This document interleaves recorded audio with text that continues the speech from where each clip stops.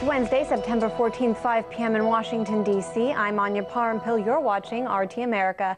And we begin this hour with a new call from Green Party presidential candidate Jill Stein, who on the 15th anniversary of 9/11 called for a new investigation on behalf of the more than 3,000 victims of the attacks. Stein's statement said, quote, "It's well known that the 9/11 Commission produced a report containing so many omissions and distortions that Harper's Magazine called it a whitewash as a public service, a document that defrauds the nation." The co-chairs of the 9/11 Commission wrote a book just 2 years after the final commission report saying, "We were set up to fail."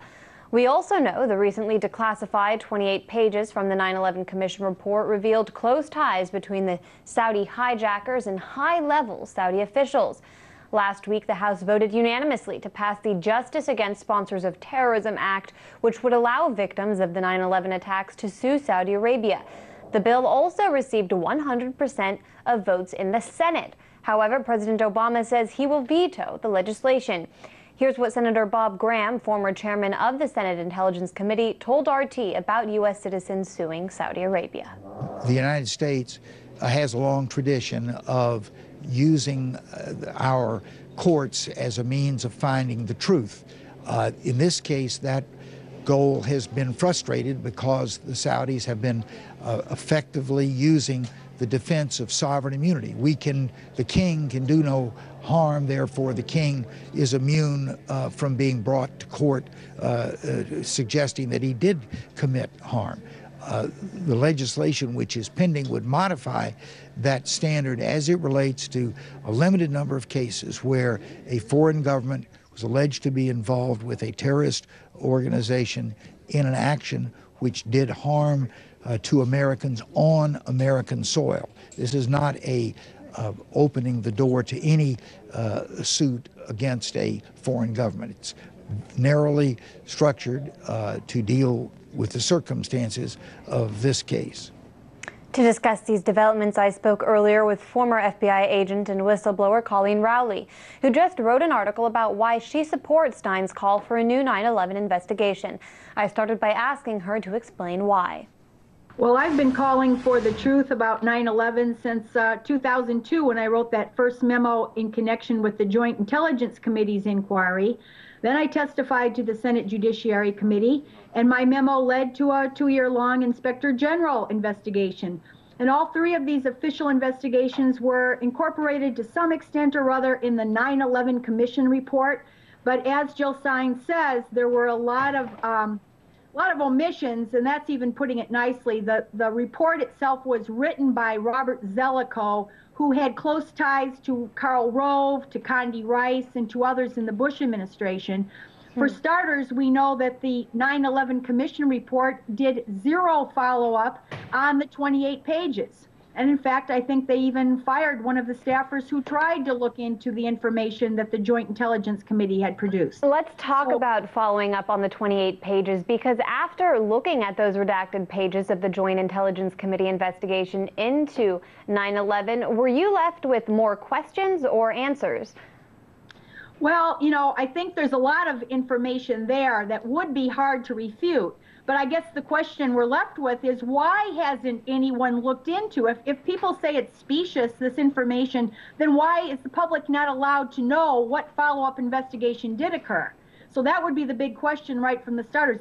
Was there any follow-up investigation of those initial very suspicious links between Saudi Arabia and some of the hijackers? I mean, that's the question. But there also is a lot there that we actually can see that should have been told to the public a long time ago. And what are some leads in that report? Senator Bob Graham has said there now needs to be an investigation to follow up on some of the leads in those redacted pages. Can you explain what some of them are? Well, you know, the Bandar, they called him Bandar Bush because he had such close ties with 2 or 3 generations of the Bush family.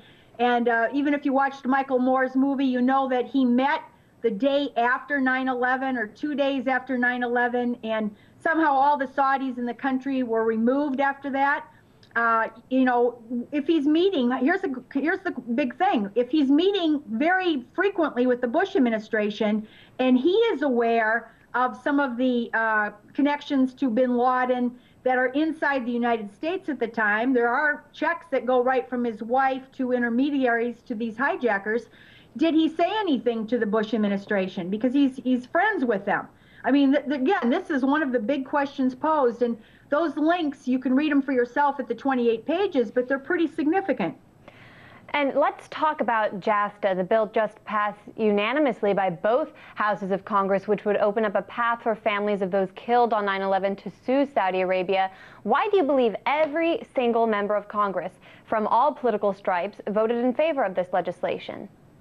You know, I think it's the same reason I wrote the memo, which is that you have to understand that the families, the victims' families, deserve the truth. And I think it's very politically impossible for somebody to vote against the 9/11 families and say, no, it's too late, 15 years is too late, and you don't need to know the truth about why your family member died. Well, you say it's politically impossible, but what about the Obama administration's decision to veto it?